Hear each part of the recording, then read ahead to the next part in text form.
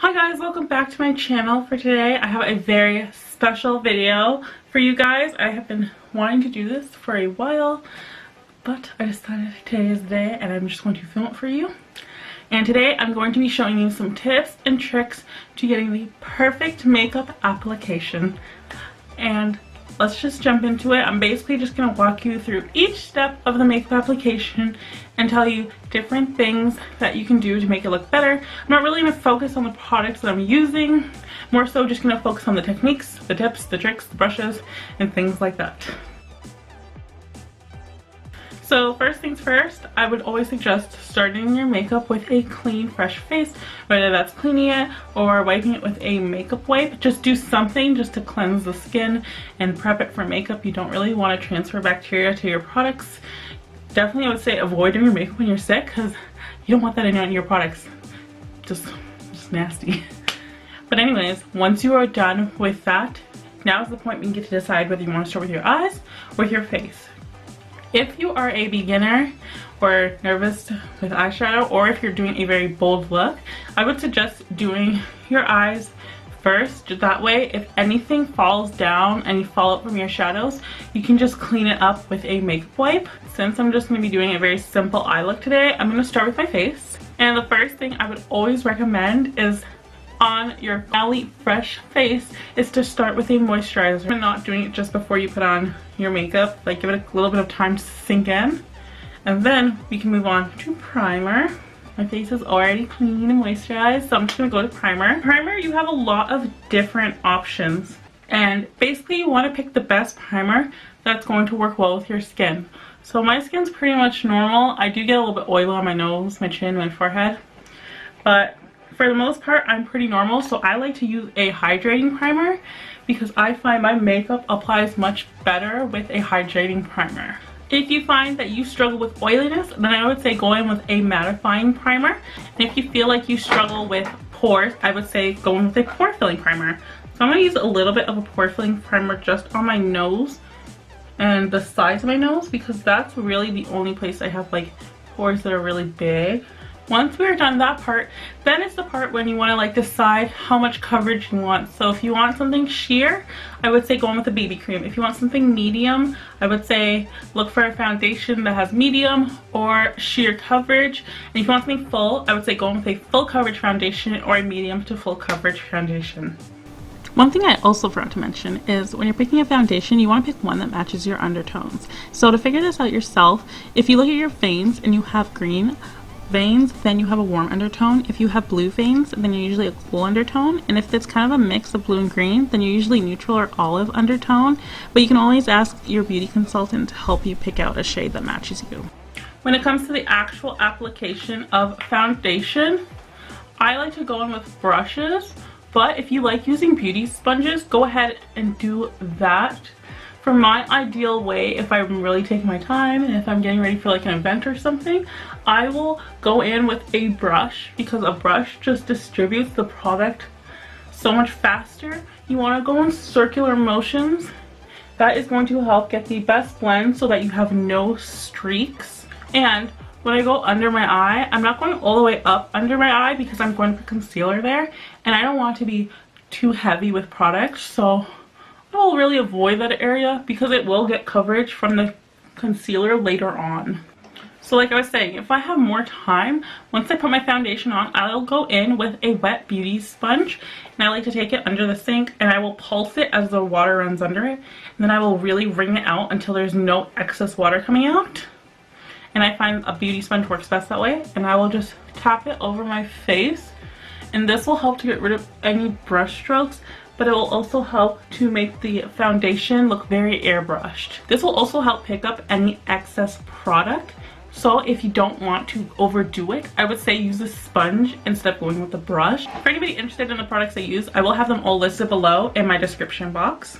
For concealer, again, this part varies. So I like to just put dots under my eyes. I don't really find that I need concealer for dark circles or anything. I just like to do it because it helps to balance out my face. And I will do under my eyes. If you find you have a concealer that dries very fast, then I would suggest doing one eye at a time, blending it out, doing another eye, blending it out, doing the center, blending it out.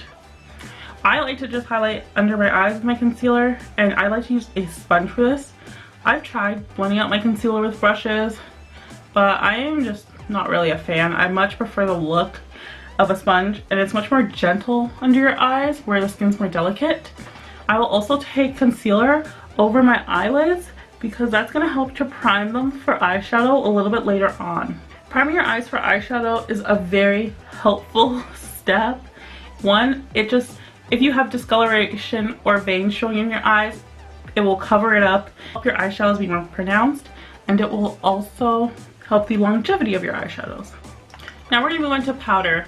If you are drier skin, I would suggest going in with a sheer powder and not something like the Maybelline Fit Me powder. If you are more oily, I would suggest going with something like Laura Mercier powder because that is for oily skin. And I just like to take a big fluffy brush and just do a nice gentle sweep over my face.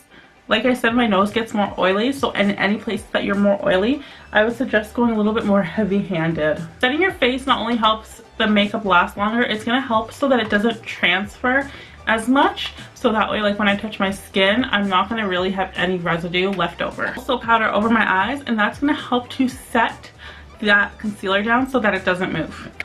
Short intermission there. I had to take a moment so my camera battery could charge, but we're back. And I just want to finish off with the last few tips I had for foundation and powder. One, if you find your neck is a very different color than your face, go ahead and bring the foundation down, powder over top of it, or just use a powder foundation.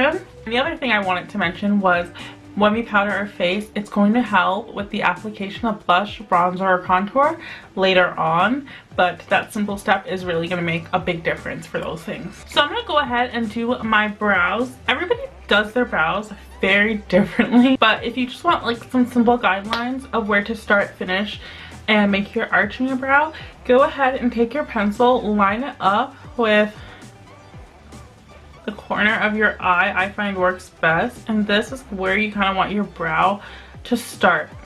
Taking your brow from your nose all the way to the corner of your eye, where it lines up sort of with the natural down arch of your eye, that's where you want your brow to end. So mine, I would extend it just a little bit, and then for the arch in your brow, you just want to like look straight forward. Take the pencil from your nose right over your iris, right over your pupil, and that's where your brow should be. So mine should be basically right where it already is. I would always recommend going in with a brow gel to set your brows, because if your brows are anything like mine, they will want to fly away. And the last tip I have for brows is if you feel like you are a little too heavy-handed with your brows and they're looking a little too bold and unnatural, go in with your beauty blender that you use for your foundation or concealer and just gently tap over the front of your brow, and this will just help fade them naturally, and it's going to make them look a lot more natural. Okay, so now let's go into tips and tricks for the eyes. I'm going to start by taking a fluffy brush, and I'm going to just dip into any color that is a few shades darker than my skin tone, and I'm just going to go ahead and just place that in the crease of my eye. So basically the crease is that area below your brow bone and where your actual eye crease is, and that is your transition area. So it's always good to go in with a shade that is almost exactly your skin tone or a little bit darker, because it's going to help to blend out all the other shades and help make a nice gradient fade. You can go in with something like a little bit more darker and go a little bit lower. And the way you would like to blend is, I like to be very gentle-handed. If you hold your brush all the way down here, you're going to get a very light application. If you hold it all the way up at the base, you're going to get a very precise, but you're going to get a lot of pigment. If you hold it somewhere in the middle, you kind of get the best of both worlds. You can be able to be precise, but you're also going to be able to not go too heavy. And I like to go back and forth in like windshield wiper motion, and then I'll go in circular motions, because it's just going to help to blend that color into the first color. Another tip I like to use when using any eyeshadow is I like to tap off my brushes, because a lot of times you'll find there will be a lot of excess eyeshadow that falls down. If you don't do that, you'll have the potential of it falling onto your face. An excellent tip for shimmers as well, to avoid fallout or to make the pigment look a lot more intense, is to spray your brush. You can use any setting spray or eye drops. I would just recommend not using water because I find it doesn't really work that well. So I don't know how well you can tell, but this eye looks a lot more intense because I did wet it with the setting spray. I'm just gonna go ahead and go over this eye so they match. A great way to open up the eye is to highlight. So I like to highlight my inner corners. Feel free to use your fingers to blend it out, because the warmth in your fingers actually works really great with shimmery shades, but also to blend things out a little bit better. And then with whatever excess product I have left on my brush, I can just take that under my brow, because I always like it to be way more gentle of a highlight than I have on my inner corner. One of the ways to really make your eyeshadow look very cohesive is to put some shadow on your lower lash line. The only tip I really have for this, other than finding a pencil brush that you find is nice and soft, that doesn't really irritate your eyes, is to tap off any excess, because if it gets in your eyes, it's like game over. At least for me, my eyes will just start tearing like crazy. And then when you're blending out the lower lash line, is to just really take your time under there, even more so than you take on the top, because it takes a little bit longer to blend it out because the skin is a lot more sensitive under there and you want to be more gentle. Now everyone's pretty much different on how they like blush. A lot of times I go without blush, but in the rare times I do, I'll just take my blush. This one's super intense, so I actually don't like to use a thick blush brush like this. I will go in with either a brush that is very loosely packed, or I'll go in with a stippling brush. I'm just going to take the stippling brush, go into my blush, smile, and wherever the apples of your cheeks are, I like to start there, and then I will work it back, because it kind of helps to pull the face back as well. I don't know, the look of blush just on the apples of my cheeks I find looks really odd. If you think you went a little heavy-handed on your blush, just go ahead, take your same powder brush you were using earlier with no excess product and just blend it out, going in circular motions over it. And as you can see, that really helped to blend it out a lot. So for bronzer, I like to go in with a nice oval brush, and I'm basically just going to go under the blush from my ear towards my mouth, but I'm not going to go any further past those cheek areas where the apples of your cheeks are. And I will go back and forth, but I'll also go in slight small oval motion, and then I will just take it along my hairline, avoiding the center of my forehead because we want to keep that light. This is like the way your face naturally hits the sun, I guess I would say, where it's lighter in the center but then darker around the edges. If contouring is the thing you want to do, I'm going to show you the way that I find is the easiest. So I like to take a brush that comes to a tapered point almost, and I like it to be more of a medium size, and I will start from the top of my ear towards the corner of my mouth, where my cheeks, where I have the apples of my cheeks. I'm going to stop almost like right before it. I will go in those back and forth motions, but as I go towards the corner of my mouth, when I come back up, I'm going to go a little bit higher. So it's going to kind of make a triangle. Once I have that laid down, I will use the side of my brush to blend it out. Do the same thing on the other side. And using the side of my brush again, I will dip in and gently brush it around my hairline. I don't go as low with this as I did with the bronzer, just because it is matte, it's more stark, I find. Now we're going to move on to highlighting, and for highlighting I like to take one of two brushes. I like either to use a brush that is very small, it's tapered, it's a bit bigger than a blending brush, and this will really hit the high points of your cheek and really make those points stand out. If I want my highlight to be more diffused, I'll go in with a brush like this. So again, a loosely packed brush that's going to distribute the product more sheer. And I'm going to show you it both ways. So I'm going to start with the sheer way. I'll take some product, again using the side of my brush. And I'll just gently go over. And as you can see, it can create this very light sheen. When I use a smaller brush like this, it's going to make it look a lot more intense. So you can see the difference that it made when I used this versus using the other brush. Just like we did with the concealer, we want to bring light to the places of our face that naturally hit the light. Places like the bridge of our nose, the tip of our nose, a little bit on our chin. You can even go a little bit above the brow arch. If you ever find that your highlight looks a little too crazy, just go ahead and go over it with a sponge. It will help to settle it a bit, but it is also going to help it make it look more airbrushed. So before we move on to the rest of our face, I'm going to go ahead and set my face with some setting spray. And setting spray helps to melt all your powders together to give it a more natural finish, and also to help improve how long your makeup is going to last. So a good tip is to just never skip setting spray.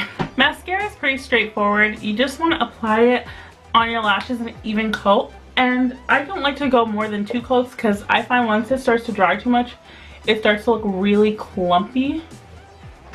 So as you can see, I made a little bit of a mistake there where the actual mascara hit my nose. And I did this on purpose because it brings us to our next tip. If you ever get mascara on your lid or on your face, the best thing to do is to not touch it. Just leave it alone for about 3 minutes until it becomes fully dry, and then it will flake off really easily with a cotton pad or your finger or a Q-tip. That works best. But if I were to like go ahead and go in right now and try to get rid of it, it would literally just smear everywhere, make a bigger mess. So just leave it, forget it for a couple minutes, and then come back and deal with it. So we're gonna finally move on to lips. A great tip to do is to use a lip liner when using a darker color, because darker colors tend to bleed outside the lip line, and this will stop it. And it also works great for when you're using sheer colors, because it's going to create an even base for you to go over top with your sheer products.